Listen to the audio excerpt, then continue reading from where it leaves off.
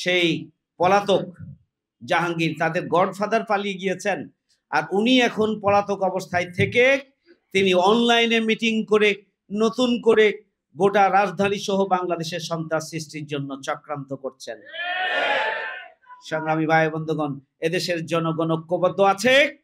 আওয়ামী লীগ, ছাত্রলীগ, যুবলীগের কোন সন্ত্রাসীকে রাস্তায় কোন ধরনের সন্ত্রাসী কার্যক্রম করার সুযোগ দেয়া হবে না।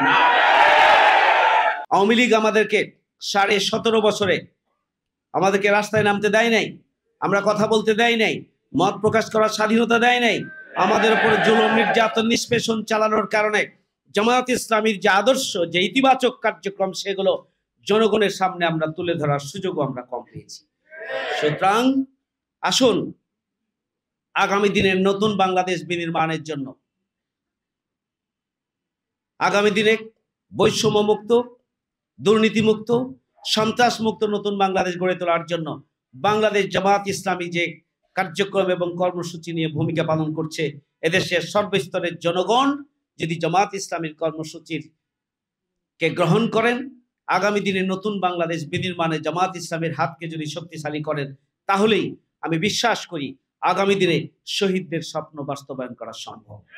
সংগ্রামী ভাইয়ের আমার, আমরা দেখছি গাজীপুরের সন্ত্রাসী জাহাঙ্গীর, সাবেক মেয়র, যিনি 5ই আগস্টের আন্দোলনকে ভণ্ডুল করার জন্য সশস্ত্র বাহিনী নিয়ে, হুন্ডা বাহিনী নিয়ে, গুন্ডা বাহিনী নিয়ে যিনি রাজধানীর দিকে এগিয়ে আসার সময় উত্তরে ব্যাপকভাবে গণধোলাইয়ের শিকার হয়েছিলেন, সেই পলাতক জাহাঙ্গীর তাদের গডফাদার পালিয়ে গিয়েছেন, আর উনি এখন পলাতক অবস্থায় থেকে তিনি অনলাইনে মিটিং করে নতুন করে গোটা রাজধানী সহ বাংলাদেশের সন্ত্রাস সৃষ্টির জন্য চক্রান্ত করছেন।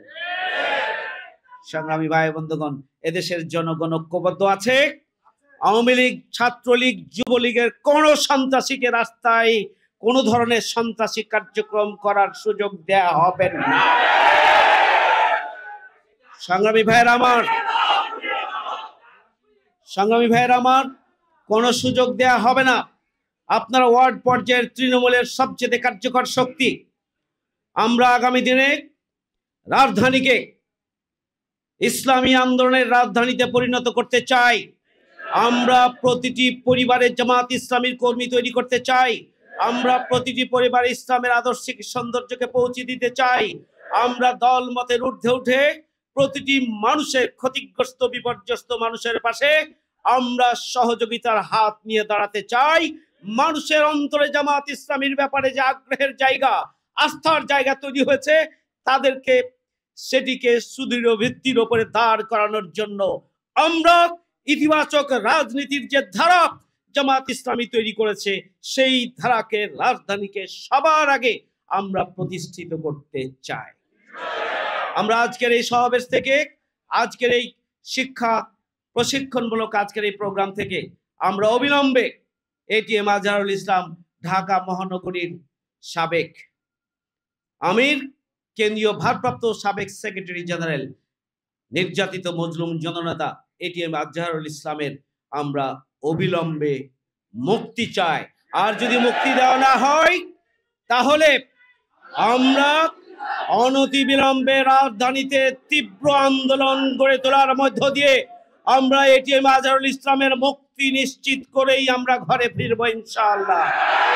সংগ্রামী ভাইয়েরা আমার, আসুন, আমাদের জামায়াত ইসলামী নিয়ে বহুমুখী ষড়যন্ত্র হচ্ছে, দেশ নিয়ে আজকে বহুমুখী চক্রান্ত ষড়যন্ত্র করা হচ্ছে। জামায়াতের বিরুদ্ধে ষড়যন্ত্র, দেশের বিরুদ্ধে ষড়যন্ত্র, একই সূত্রে গাথা।